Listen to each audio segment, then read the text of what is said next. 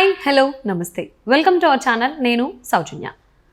Prince Mahesh Babu గత 4 సినిమాల నుంచి అంటే మహర్షి సినిమా నుంచి మొదలుకొని దాని తర్వాత వచ్చినటువంటి సర్లేరు నీకే ఎవరు, అలాగే సర్కారు వారి పాట, ఇప్పుడు గుంటూరు కారం కంటిన్యూగా సరస్ సిటీ మాల్లో ఉన్నటువంటి ఏఎంబి సినిమాస్లో ₹1 కోటి కలెక్ట్ చేస్తోంది. అంటే మిగిలిన సెంటర్స్ ఏవైతే ఉన్నాయో థియేటర్స్ అక్కడ అన్ని కలెక్షన్స్ పక్కన పెడితే ఓన్లీ ఏఎంబి సినిమాస్లో మహర్షి నుంచి మొదలుకొని ఇప్పటి గుంటూరు కారం వరకు కూడా 1 CR కలెక్ట్ చేసింది.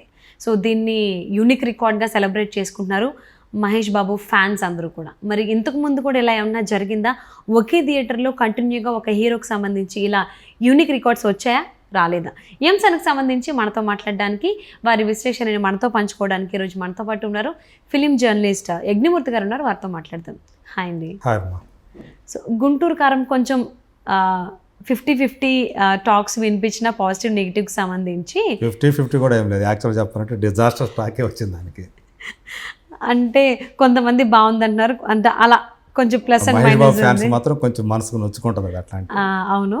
సో అదంతా పక్కన పెడితే కలెక్షన్ విషయానికి వచ్చేస్తే ఓన్లీ ఏఎంబి సినిమాస్లో సరస్ సిటీ మాల్లో ఉన్నటువంటి ఏఎంబి సినిమాస్లో 1 CR కలెక్ట్ చేసిందని టాక్. అంటే మహర్షి సినిమా నుంచి మొదలుకొని దాని తర్వాత వచ్చేటువంటి సర్లేరు నీకెవరు కావచ్చు, సర్కారు వారి పాట, కొంచెం అది కూడా కొంచెం నెగిటివ్ టాక్ వినిపించింది. ఇప్పుడు గుంటూరు కారం కూడా కంటిన్యూ ఈ 4 సినిమాలు కూడా 1 CR గ్రాస్ కలెక్ట్ చేశాయని టాక్ వినిపిస్తోంది. అసలు మహేష్ బాబుకి ఆర్టీసీ క్రాస్ రోడ్స్ అనేది బాగా కలిసి వచ్చినటువంటి ఏరియా అనేది టాక్. ఇప్పుడేమో ఏఎంబి సినిమాస్ కూడా తోడైంది అని అంటున్నారు. సో ఇంతకుముందు వేరే హీరోకి ఇలాగ యూనిక్ రికార్డ్ ఏమన్నా ఉందా? అసలు మహేష్ బాబు ఫ్యాన్స్ అందరూ దీన్ని సెలబ్రేట్ చేసుకుంటున్నారు కంటిన్యూగా ఆయన సినిమాలు 1 CR కలెక్ట్ చేయడం ఒకే థియేటర్లో. దీన్ని ఏ విధంగా చూడాలి, అసలు ఏంటి అంటారు? మీరు అన్నట్లు సుదర్శన్ 35 థియేటర్ ఏదైతే ఉందో 35mm, అది మహేష్ బాబుకి ఒక పెట్టని కోట అనమాట. సో ఆయన సినిమా ప్రతి సినిమా కూడా సుదర్శన్ 35mmలో రిలీజ్ అవటం, అది రికార్డులు క్రియేట్ చేయటం, అక్కడ 1 కోటి కలెక్ట్ చేయటం కూడా అక్కడ జరిగిందనమాట. సో అయితే ఏ హీరో కూడా ఒకే థియేటర్లో వరుసగా 4 సినిమాలు ₹1 కోటి కలెక్ట్ చేసిన సందర్భం ఇప్పుడు దాకా రాలేదు. సో ఫస్ట్ టైము మహేష్ బాబుకి ఏఎంబి సినిమాస్లో ఆ రికార్డ్ అనేది దక్కింది. సో మీరు అన్నట్టు మహర్షి సినిమాకి ఆ వెంటనే వచ్చినటువంటి సరిలేరు నీకెవరు, ఆ తర్వాత సర్కారు వారి పాట, ఇప్పుడు గుంటూరు కారం. మహర్షి, సరిలేరు నీకెవరు యాక్చువల్గా బ్రేక్ ఈవెన్ అయినటువంటి సినిమాలు, హిట్ అయిన సినిమాలు. సో ప్రొడ్యూసర్కి కానివ్వండి, అట్లాగే బయ్యర్స్కి కానివ్వండి, డబ్బులు తీసుకొచ్చాయి. సర్కారు వారి పాట బ్రేక్ ఈవెన్ కాలేదు అన్ని చోట్ల, ఏదో కొన్ని సెంటర్లో మాత్రమే బ్రేక్ ఈవెన్ అయింది. సో ఆ సినిమాకు కూడా ₹1 కోటి, అంటే టికెట్లు తెగినమాట, ₹1 కోటి పైగా టికెట్లు తెగినటువంటి సందర్భం అది. సో ఇప్పుడు మళ్ళీ గుంటూరు కారం కూడా యాడ్ అయింది. గుంటూరు కారంకి మామూలు డిజాస్టర్ టాక్ కాదు, దాని గురించి చాలా ఘోరంగా చెప్పుకున్నారు.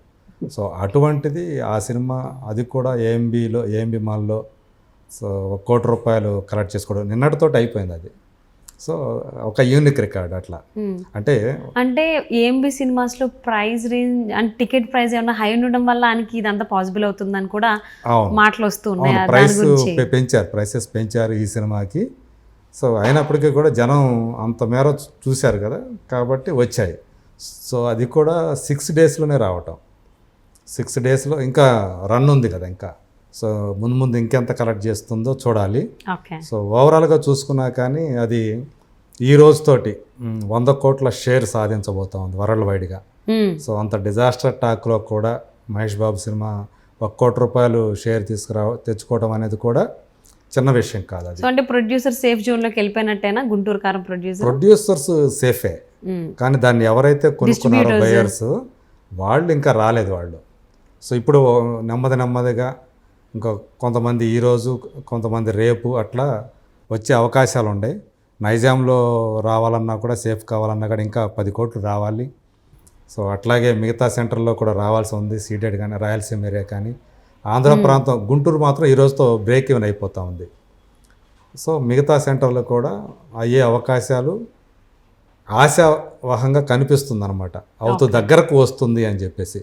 బట్ అట్లా అని చెప్పి మనం పూర్తిగా అది బ్రేక్ ఈవెన్ అయ్యే అవకాశాలు ఉన్నాయా అంటే కష్టమేనని చెప్పాలి.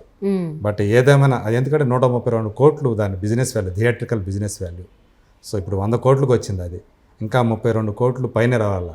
రావాలంటే చాలా కష్టపడాలి. ఎందుకంటే ఒకవైపు హనుమాన్ విజృంభణ అనేది కొనసాగుతూ ఉంది. అవును. దాని థియేటర్లు పెరుగుతున్నాయి, గుంటూరు కారంకి తగ్గుతున్నాయి. సో ముందు ముందు ఎట్లా ఉంటుంది అనేది కొంచెం డౌట్ఫుల్గానే ఉంది గుంటూరు కారం పరిస్థితి. బట్ ఇప్పటికైతే ఒక మంచి రికార్డు ఏఎంబి మాల్లో మీరు అన్నట్టు వరుసగా 4వ సినిమా కూడా ₹1 కోటి వసూలు చేయడం అనేది దానికి సంబంధించి మహేష్ బాబు, అది కూడా ఆయన సొంత థియేటర్ కావటం. అంటే ఇంతకుముందు ఎలా ఏమైనా ఒక థియేటర్ని ఓన్లీ ఒక హీరో మెయింటైన్ చేయడం కావచ్చు, అలా ఏమైనా జరిగి అలా ఏమైనా రికార్డ్స్ ఏమైనా ఇంతకుముందు ఉన్నాయా? ఇప్పుడు దాకా లేదు. సో ఇదే ఫస్ట్. అయితే కాన్సెక్యూటివ్ కాకుండా వేరే వేరే టైంలో ₹1 కోటి వసూలు చేసిన సందర్భాలు ఉన్నాయి.